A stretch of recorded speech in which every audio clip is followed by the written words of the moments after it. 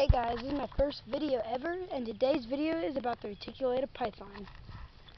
So this is my reticulated python tiger, and the reticulated python is the longest snake species of any other snakes. Now, they come in over probably, I think, 1 million or more, maybe like something like 100,000. But the reticulated python is a very beautiful snake. They have a bad reputation of biting, and I'm not saying they all aren't like this. We went to buy ours at a pet store. They were telling us how mean they all were. And when they said they have one that's kind of nice. And now reticulated pythons are defensive, very defensive in the wild. When you go to pick them up in your cage, normally you'll have to use a snake hook. Now I sometimes do that with her, especially when I'm like about to feed her. I have rat scent all over my hands. She's actually a lot shorter than she actually looks. She's about 5 feet long right now, and she's not skinny. She's just, I feed her twice a week, so she's not really skinny. I don't feed her small meals. I like to feed her big. I like to feed her mainly on rats, and maybe later in the future rabbits. Now, I want to own a reptarium when I'm older, and I want her to be one of my pets in the reptarium. I've been taking really good care of her, and I love her so much. But it'd be so much fun to have like a reptile zoo. And one thing that I really like about the reticulated pythons are their orange eyes. Now, the orange eyes, I don't really know why they're on them. They're not wild ones. Some of them have it, but some don't. I don't know if it has something to do with genders or something, though, like box turtles. But the reticulated python, as I was saying earlier, is the longest snake species in the world, ranging anywhere to 20 to 25 feet in length. Males only getting 12 to 15 feet. And if any of those snakes are too big for you, they also come in dwarfs and super dwarfs. And now, a dwarf is when a reticulated python is just mutated over and over to smaller generations, and then you start getting super small snakes, and then you come out with dwarfs, and then you take a bunch of small dwarfs and just breed them together, and then you got super dwarfs. Now, not saying just because there's those doesn't mean they don't come in morphs. The super dwarfs and the dwarfs both come in morphs. You can breed a normal to a dwarf or a normal to a super dwarf. Now, the reticulated python, this is just a plain tiger. This is probably one of the most common morphs out there. Now, there are like super cool ones. Some of my favorites aren't really anything pretty. They're just Mochina anthrax. They have a very cool head, and I like orange ghost stripes. I'm not really big of an expert on retic morphs, but I know a few. Now, the reticulated python is one of those snakes that consumes large food.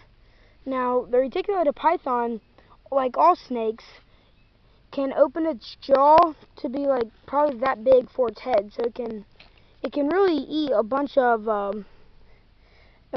animals, different varieties. Like, I'm not really too sure where they live. I don't know. You can comment that down below. I think they live in Africa, or South America, something like that. But the normal reticulated pythons don't look too different from this tiger right here. And there's a few big snakes there, especially the anacondas. The anacondas are probably the most famous big snake. But you also got the Burmese pythons and the reticulated pythons. Now, the reticulated pythons are definitely longer than an anaconda, but the Burmese python, the anaconda is a lot thicker snake. Now, reticulated pythons are actually pretty active and have a bad reputation when it comes to biting. But a Burmese python has a good reputation when it comes to being defensive, and they're a lot slower moving. So, if you're wanting a big snake, I would suggest really whatever what you want. Like, Burmese python would be better if you want a slow snake that gets really big, nice, thick-bodied snake. and that actually can come in a few morphs and very pretty ones too. But if you want one like active, that's going to be like a ravenous beast when it comes to eating, I would get a reticulated python. And if you're more into the long snakes than the thick body snakes, reticulated pythons would be the answer. Now there is a few other small snakes that, I mean, when I say small, I mean like 15, 12, 15 feet, but they're skinny bodied. Like, my cousin knows a bit. I don't know if this is true or not, but he said emerald tree boas can get up to 7 feet length. I've never seen one that big. He's been into emerald tree boas his whole life though. But yeah, the emerald tree boa, they're a pretty big arboreal snake. They have a very nasty bite, they say, like the hinchback fangs. Now, I have lots of other snakes. Well, I say a lot, I mean like 6. But the reticulated python is probably far my favorite. And now, probably most people want me to say my favorite. He's my calmest and most enjoyable snake to hang out with. And now, I really like my red-tailed boa, my Guyana red-tailed boa, who's a baby also. I've kind of like just got into all this reptile stuff. Well, not really just got in, but I'd say 3 years, and I have like a lot of animals because my parents let me get all of them. But I really like the reticulated python's morphs. All of their morphs are just beautiful. Like, you can have a real bright yellow or real bright orange reticulated python if you want, and now you can have a bright orange one with a white stripe down its back, and with a yellow stripe down its back. There's so many combinations in the reticulated python morph world that it's just crazy. Like, you could have billions more to be made, possibly. Now, reticulated pythons are non-venomous snake species, like all pythons are. And I was watching this video about the 10 top largest snakes. And I don't really know if it was in order, because, like, number 3 was, like, the reticulated python. Number 1 was the black mamba, so I don't really know. Black mambas only range, like, somewhere 7 to 12 feet, something like that. They are aggressive snakes. But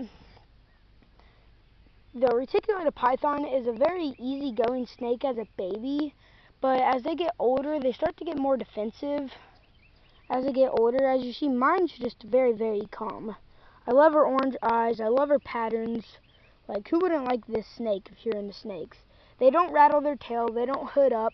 They don't play dead like the hognose snakes do. But I like hognose snakes a lot. These don't have any really defense mechanisms. They don't have venom. They don't have, like, any things to make them look bigger. Well, they don't need to look bigger because they're already huge. But I'm going to have this one a long time. I do not plan on selling it or breeding it. Maybe if in the future I might get another female. I don't really want, because they have a ton of eggs. Like, an average snake can have up to like 10 eggs. Not a reticulated python, but like your average colubrid will have up to like 5 to 10 eggs, 5 to 15 eggs. But an average reticulated python could go anywhere like 20 to 70 eggs. They have a lot and lots of eggs. Now, if you're going to take a snake, like what's a snake with no morphs? A ringneck snake. If you're going to take a ringneck snake's eggs clutch, I don't really know if they have eggs, I think they do. But ringneck snake's age, all the babies are going to look the same. As the reticulated python, the babies can be all different. Like, you can have 4 different, it just depends on how much genes you put in there. Because you'll get combinations of just like, if you have 5 genes in one clutch, you could have, if you have 5 genes in one clutch for a reticulated python, you could have, I don't know, let's say, you could get probably 2 genes here, 3 genes here, 2 different genes here, mixes of each gene, singles of 5, so you could get probably 10 different colored babies in that clutch. So that's a lot for this guy. Now, if you breed, now there are supers and recessives and codominants. I'm not an expert on all that, but I do know if you breed a tiger to a tiger, like, let's say you get a male of my reticulated python and breed it to the same type of tiger, you'll get a super tiger, which that's what I think all the babies will will turn out as. Maybe, just maybe most, but I guess all. It'd be super cool if I could get all, but they're very pretty snakes. They have like nice white stripes down the back. They're kind of an orangey, dark orange color. Most of the orange and yellows are from the albinos and tigers. Tigers probably are my favorites of all. I mean, not just this type of tiger, but look at that pattern. That is a beautiful pattern. Got a nice head. It's a nice and healthy snake. Everyone, if you ever see this guy, Prehistoric Pets Jay, his catchphrase is always "living the dream," and he's a big retic breeder. But he'll let people hold his retic collection. Well, I shouldn't say collection, but his like breeding facility and all of his pets. He'll let them hold a big reticulated python, and probably the first words they say are, "Whoa, this thing is heavier than I thought." And that is true, because my snake's a tiny little baby. Look at this, like only about 5 feet, and it'll get 20 feet bigger if I feed it a lot. Now, it says to be the world record ever found would be 33 feet, but the largest one in captivity today is Medusa. She works at a haunted house. Sadly, she is wild caught, but I think it was like a rescue. But she is 25 feet and something inches, and alright, I think that's it. So, this is Mason's Wildlife, and hope you enjoyed learning about the reticulated python. I will get a lot more interesting snakes and do videos on them.